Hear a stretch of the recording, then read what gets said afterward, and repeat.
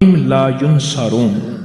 حامیم، قرآن میں حروف مقطعات جتنے بھی آئے ہیں، نون، کاف، ہا، یا، عین، صاد، الف، لام، میم، حامیم، عین، سین، قاف آئے ہیں، جتنے بھی آئے ہیں ان میں حامیم سب سے زیادہ آیا ہے، اور ایک جگہ ہے کہ 7 بار آیا ہے۔ حامیم سب سے زیادہ آیا ہے، حامیم سب سے زیادہ آیا ہے۔ اور یہ وہ لفظ ہے، میں آپ کو ایک چھوٹا سا نقشہ کھینچتا ہوں، میری طرف دیکھیے گا۔ 7 میل سے زیادہ لمبی اور ایک خندق ہے، پتھر ہی پتھر ہیں، بے بسی، بے کسی، فقر، فاقہ، پیٹ پہ پتھر اور کدالیں نہیں، آدمی نہیں، اور ایک طرف سارے کفار کی فوجیں ہیں، اور یہ خندق کھودی جا رہی ہے۔ اور غزوہ خندق میں میرے آقا کائنات کے سردار سرور کونین صلی اللہ تعالی علیہ وسلم پہ 2 پتھر بندھے ہوئے، یہ حالت ہے۔ اور اس حالت میں میرے آقا نے ایک لفظ فرمایا، یہ پڑھو۔ اگر اتنے حالات آئیں اور کہ آخر ہو جائے، اتنے حالات آئیں کہ آخر ہو جائے، اس حالات میں بھی اگر آپ زندگی کا سبق اور پیغام پانا چاہتے ہیں تو حامیم لا ینصرون کو اخیر کر دیں پڑھنے کی۔ اب مجھ سے کوئی بات پوچھتے ہیں اس کو کتنی تعداد میں پڑھا جائے، میں ان سے عرض کروں گا پاگل بن جائیں، دن پڑھیں، رات پڑھیں، صبح پڑھیں، شام پڑھیں، ہر حالت میں پڑھیں، ہر لمحہ پڑھیں، ہر لحظہ پڑھیں۔ عورتوں اور بچوں کے لیے میں اس کے تھوڑے سے فائدے بتاؤں گا، جس کو آپ کو توجہ دلاؤں گا، تھوڑے سے فائدے بتاؤں گا حامیم لا ینصرون کے۔ ایک تو سب سے بڑا فائدہ یہ ہے کہ میرے اللہ کے نبی کا فرمان اور وظیفہ ہے، اس سے بڑا کوئی فائدہ نہیں ہے۔ دوسرا فائدہ یہ ہے کہ یہ آل محمد اور اصحاب محمد اس وقت جو غزوہ خندق میں میرے مدینے والے کے ساتھی تھے، آل بیت بھی، صحابہ بھی، یہ ان کا وظیفہ ہے، اس سے بڑا کوئی وظیفہ نہیں ہے۔ ٹھیک ہے؟ اب اس وظیفے کے جو کمالات محدثین نے لکھے ہیں، مفسرین نے لکھے ہیں، اکابر صالحین اولیاء اللہ والوں نے اور ہمارے اکابر بڑوں نے لکھے ہیں، آپ اس کا گمان نہیں کر سکتے۔ جتنا جادو کا بڑے سے بڑا حملہ ہو، جادو کا بڑا حملہ ہو اور اخیر ہو کہ اس نے کہا کہ میں نے تیرے اوپر جادو کر کے دکھایا، اب تو کوئی لے آؤ اس کا توڑ، اس کو یقین کی طاقت کے ساتھ بہت زیادہ پڑھیں اور کھلا پڑھیں اور ہر لمحہ پڑھیں اور ہر لحظہ پڑھیں اور ہر گھڑی پڑھیں اور ہر وقت پڑھیں، اور اس کو پڑھیں اور آنکھوں سے اس کی طاقت اور تاثیر دیکھیں۔ چند دن پڑھیں، چند ہفتے پڑھیں، چند مہینے پڑھیں، جلدی نہ کریں۔ حامیم لا ینصرون، لا ینصرون، لا ینصرون، حدیث میں موجود ہے۔ قرآن میں حامیم علیحدہ آیا ہے، لا ینصرون علیحدہ آیا ہے، اور حدیث میں دونوں جمع آئے ہیں قاتلانہ حملے کے لیے، جس کو خطرہ رہتا ہو، بموں کی بارش ہو جائے، گولیوں کی بارش ہو جائے، اللہ بچا کے دکھائے گا، اللہ حفاظت کر کے دکھائے گا۔ جہاں عام جادو کا راج اور رواج ہو، جہاں عام جادو کا مزاج ہو، جادو کا مزاج ہو، اور یہ سند حدیث کے ساتھ مستند چیز میں آپ کو دے رہا ہوں، مستند چیز دے رہا ہوں۔ ایسے لوگ جن کے اوپر حملے ہوتے ہیں اور ان کو اٹھا کے لے جاتے ہیں، سالوں پتہ نہیں چلتا کہ کہاں گئے، کس طرح گئے، ان کے گھر والے وہ دن رات پڑھیں، حفاظت کا انوکھا نظام، خیب کا انوکھا نظام، برکت کا انوکھا نظام، جادو سے، حملوں سے اور حیرت انگیز طور پہ دشمن کے وار سے، اس کے اندر انوکھی تاثیر ہے۔ میرے آقا کا فرمان ہے حضور سرور کونین صلی اللہ تعالی علیہ وسلم کا، جو فجر کی نماز کے بعد، کس کی نماز کے بعد؟ جب فجر کی نماز کے بعد سورۃ یاسین پڑھتا ہے، اللہ پاک جل شانہ فرماتے ہیں کہ جا آج کے سارا دن کی کاموں کی کفایت، تیرے سارے کاموں کی کفایت میرے ذمہ ہے۔ کتنی دفعہ پڑھتا ہے؟ ایک بار۔ جو فجر کی نماز کے بعد سورۃ یاسین پڑھتا ہے تو اللہ پاک فرماتے ہیں جا آج سارا دن کے کاموں کی کفایت میرے ذمے ہے، یعنی سارے تیرے کام میرے ذمے ہیں، میرے ذمے ہیں۔ میں ایک عمل بتایا کرتا ہوں کہ جب آپ کسی نئے گھر میں جائیں 81 بار سورۃ یاسین مل کے پڑھ لیں۔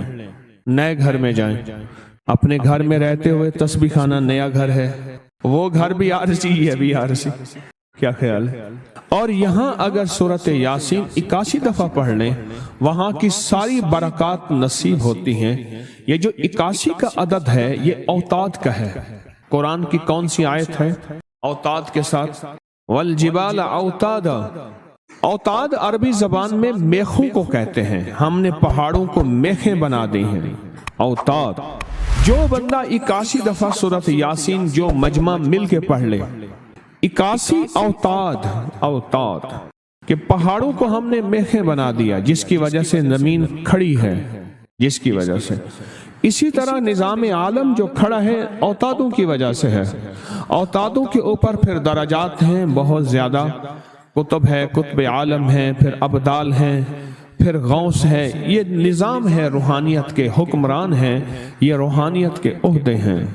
جو مجمع مل کے فجر کی نماز کے بعد 81 دفعہ سورۃ یاسین پڑھے، آپ تو 81 سے زیادہ پڑھ چکے ہیں، سوچیں کئی 81 پڑھ چکے ہیں، بہت بڑا مجمع ہے ماشاءاللہ۔ 81 دفعہ سورۃ یاسین مجمع مل کے پڑھے اور مخلصین کا مجمع ہو۔ یہ شک ہے کہ مخلصین ہیں یا نہیں ہیں۔ مثلا آپ جائیں اور آپ جا کے کہیں سے بندے اکٹھے کر کے لائیں اور انہیں لاکھ مخلص ہونے کا 1 گھنٹے کا گھوٹا لگائیں اور ان سے بات کریں، پھر بھی شک ہے مخلصین ہیں یا نہیں ہیں۔ اور یہاں الحمدللہ آپ سارے مخلصین بیٹھے ہیں، کہیں الحمدللہ۔ اللہ کے لیے آنے والا مخلص ہے، اللہ کے لیے رہنے والا مخلص ہے، اللہ کے لیے بیٹھنے والا مخلص ہے۔ جب مخلص ہوں اور 81 دفعہ سورۃ یاسین پڑھیں تو فرمایا اللہ جل شانہ اس کی جگہ کے لیے ایک لفظ ہے، رب ادخلنی مدخل صدق واخرجنی مخرج صدق واجعلنی من لدنک سلطانا نصیرا۔ اس کا مفہوم یہ ہے، آیت کا ترجمہ اب میں مفہوم بیان کر رہا ہوں۔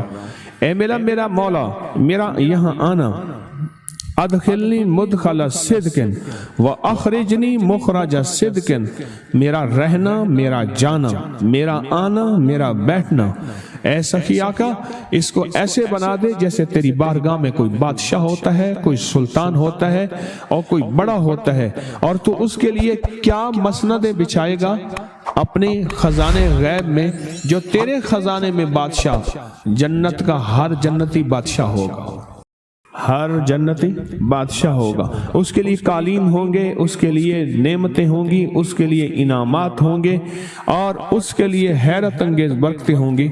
فرمایا جو 81 دفعہ پڑھے گا اللہ کے خزانوں میں، اس کا شمار بادشاہوں میں ہوگا۔ جو 81 دفعہ سورۃ یاسین پڑھتا ہے اس کی چاہت سے ملتا ہے، ضروری نہیں وہ کہے۔ اس کو گہرائی سے سوچیں، اس کو پھر سوچ کے سوچیں۔ جو 81 دفعہ سورۃ یاسین پڑھتا ہے اس کی کس سے ملتا ہے؟ چاہت سے ملتا ہے۔ وہ جو چاہتا ہے اللہ دے دیتا ہے۔ فجر کی نماز کے بعد 81 دفعہ سورۃ یاسین پڑھنے سے اللہ اس کی چاہت کے مطابق دے دیتا ہے۔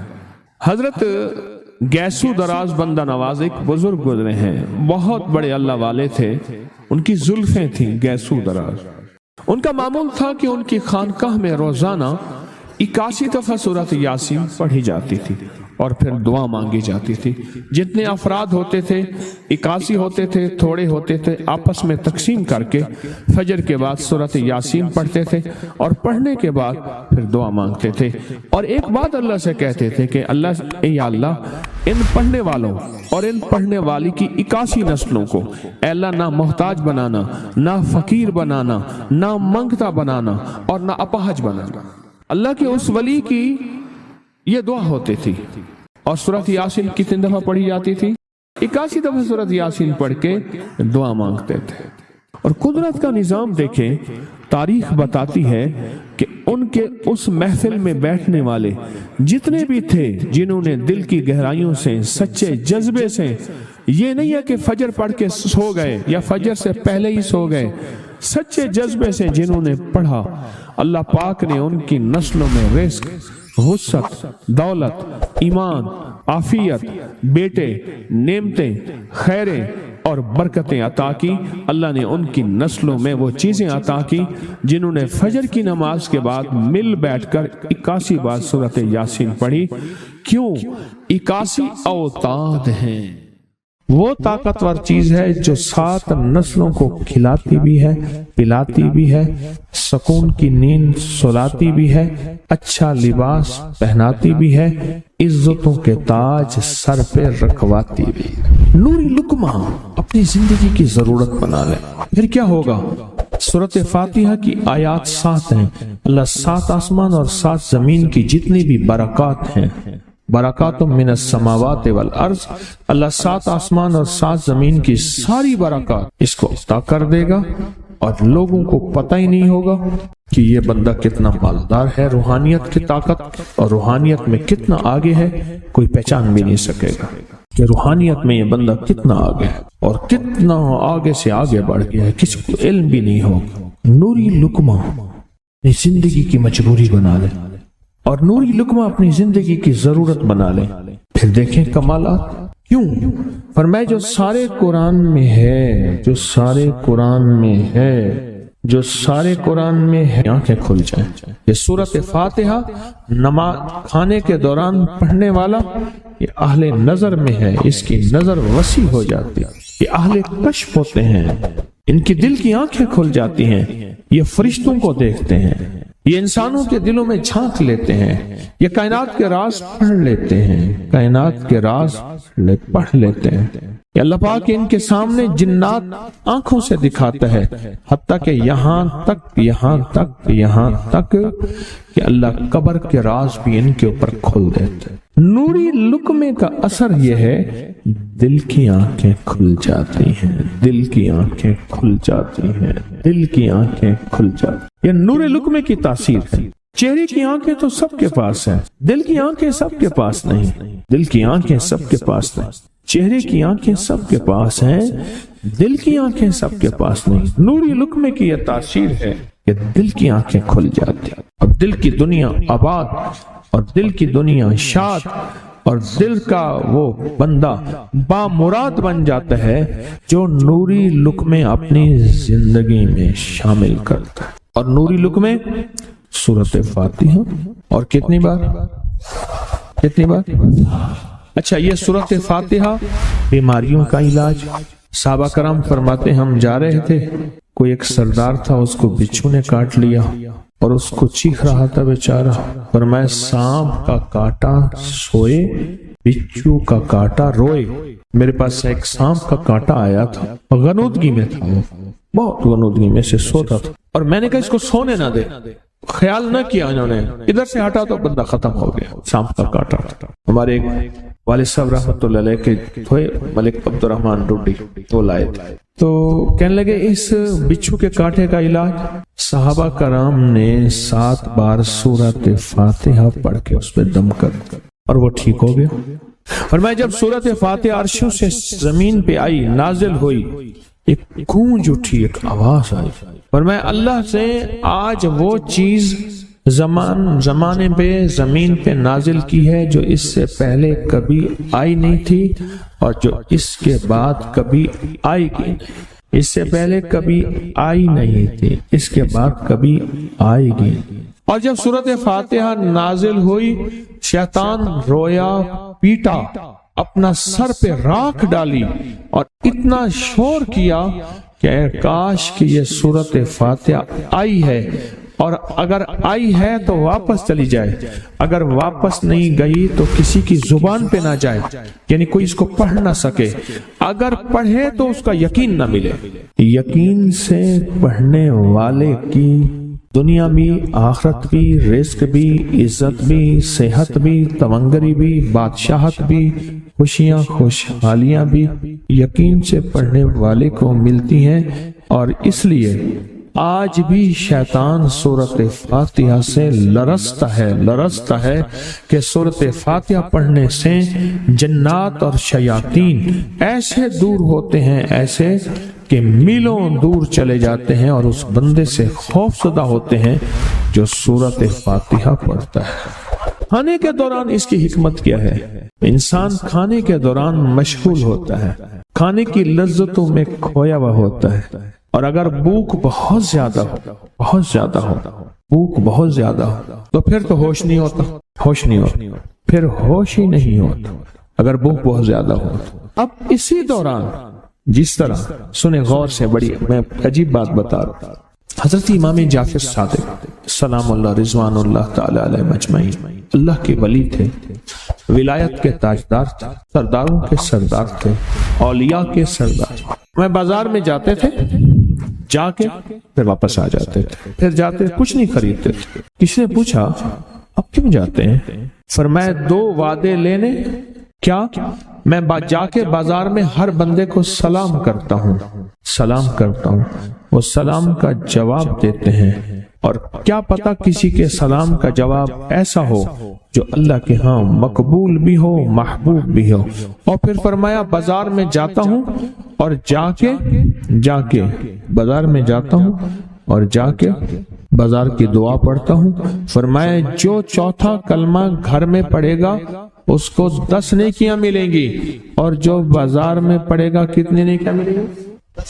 10 لاکھ نیکیاں ملیں گی۔ فرمایا میں 10 لاکھ نیکیاں کمانے کے لیے جاتا ہوں۔ آل رسول کی محبتیں، عبادتوں کا حرص دیکھیں، ہمیں مال کا حرص، انہیں اعمال کا حرص۔ وہی دعا، وہی چوتھا کلمہ گھر میں پڑھیں، 10 نیکی ہیں، بازار میں پڑھیں کیونکہ وہ ہر بندہ مشغول ہے، دنیا میں، مال میں، چیزوں میں، بھاؤ تاؤ میں لگا ہوا ہے، وہی بازار میں پڑھیں تو 10 لاکھ نیکیاں۔ اسی طرح کھانے کے دوران جب لذت ہے، کھانے کے دوران ذائقہ ہے، اور کھانے کے دوران لذت اور ذائقے میں اگر کوئی بندہ سورت فاتحہ پڑھ لے تو اللہ کہتا ہے تو ان لذتوں میں مجھے نہ بھولا، ان کھانے کی چیزوں میں مجھے نہ بھولا، ان ساری کیفیتوں میں مجھے نہ بھولا، اللہ خوش ہوتا ہے، اور پھر اللہ جل شانہ اسے 7 آسمان اور 7 زمین کی برکتیں حوالے کر دیتا ہے، اور جس کے پاس 7 آسمان 7 زمین کی برکتیں ہوں، یہ ساری عبادتیں کھانے کے دوران کوئی معنی نہیں رکھتی، پھر ایسی سمیٹ کے اللہ کائنات کو اسے دے دیتا ہے۔ نوری لقمے کی تلاش کریں، نوری لقمہ زندگی میں لے آئیں، بڑی خوشحال زندگی گزرے گی، بہت لاجواب زندگی گزرے گی۔ 7 دفعہ سورت فاتحہ سے قرضے اتر جاتے ہیں، 7 دفعہ سورت فاتحہ سے بیٹے مل جاتے ہیں، 7 دفعہ سورت فاتحہ سے نعمتیں، اور 7 دفعہ سورت فاتحہ وہ طاقتور چیز ہے جو 7 نسلوں کو کھلاتی بھی ہے، پلاتی بھی ہے، سکون کی نیند سلاتی بھی ہے، اچھا لباس پہناتی بھی ہے، عزتوں کے تاج سر پہ رکھواتی بھی ہے۔ کہیں انشاءاللہ۔ آپ سوچیں کون سا مشکل عمل، بہت زبردست عمل ہے، 1 منٹ کا کام ہے اور کام بن جاتا ہے۔ اور میں نے اس کی اجازت جتنی مشکل سے لی تھی نا، اس عمل کی بہت مشکل سے اجازت، اور جس دن لی تھی اسی دن فیصلہ کیا تھا انشاءاللہ اسے چھپاؤں گا نہیں، انسانیت مخلوق کو بتاؤں گا۔ اور یہ 7 دفعہ سورۃ فاتحہ جو دل کا مریض ہو مجھ جیسا اس کا بھی علاج ہے، جسمانی ہو یا روحانی۔ میں نے پچھلی دفعہ کہا نا کہ میں دل کا سخت مریض ہوں اور آج بھی ہوں، دعا کرو موت تک نہ رہوں، اور میں دل کا سخت روحانی مریض ہوں، جسمانی نہیں ہوں۔ میری پچھلی دفعہ کی وجہ سے پوری دنیا میں کوہرام مچا ہوا ہے کہ بابا گیا، جانا تو ہے، جانا تو لازم ہے۔ پچھلی دفعہ میں نے وہ کہہ دیا کہ میں دل کا سخت مریض ہوں، میرے لیے دعا کرو، وہ یہ مریض ہوں، روحانی مریض ہوں، روحانی مریض ہوں۔ تو یہ بیماری جو دل کی بیماری ہے نا، اس کا بھی علاج ہے، روحانی ہے یا جسمانی۔ جیسے میں دل کی روحانی بیماریوں کے بارے میں نے آپ کو کہا، میں سخت مریض ہوں دل کا، اللہ کرے اس کا مرض کا علاج ہو جائے۔ تو کھانا کھاتے ہوئے میرے دل کے لیے بھی آپ दुआ करेंगे कि अल्लाह भी मेरे दिल को ठीक कर दे, अल्लाह भी ठीक कर दे। आप मुझे बुजुर्ग समझते रहे और अंदर से काम खोखला हो। ये दिल की रूहानी बीमारियों का भी इलाज है और ये जिस्म की और दिल की जिस्मानी बीमारियों का भी इलाज है। यह सेहतमंदी का राज है। सूरत फातिहा है बाबा, सूरत फातिहा, सूरत फातिहा। जो बंदा सूरत फातिहा पढ़ता है, एक बार अल्लाह जल्ल शानहू इन 7 आयात की तासीर और ताकत उसे अता फरमाते हैं और 7 समंदरों में जो ग़िज़ा, रिज़्क़, ताकत और कुव्वत अल्लाह ने रखी है, उसका हिस्सा इस बंदे को देते हैं जो सिर्फ एक बार सूरत फातिहा पढ़े।